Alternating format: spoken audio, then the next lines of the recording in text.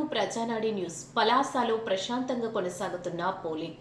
శ్రీకాకుళం జిల్లా పలాస నియోజకవర్గంలో ఉత్తరాంధ్ర ఉపాధ్యాయ పట్టభద్రుల ఎమ్మెల్సీ ఎన్నికలకు సంబంధించి పోలింగ్ ప్రశాంతంగా కొనసాగుతుంది.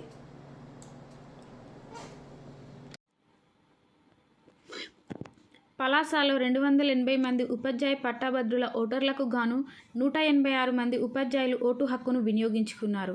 మందసలో 178 మందికి గాను 126 ఓట్లు పడగా, వజ్రపు కొత్తూరులో 78 మందికి గాను 46 మంది ఓట్లు వేశారు. మందసలో 70.79%, వజ్రపు కొత్తూరులో 64.64%, పలాసలో 58.97% ఓట్లు పోలైనట్లు ప్రోసిడింగ్ ఆఫీసర్ మురళీకృష్ణ వెల్లడించారు. పోలీసుల బందోబస్తు నడుమ పోలింగ్ ప్రశాంతంగా కొనసాగుతుంది.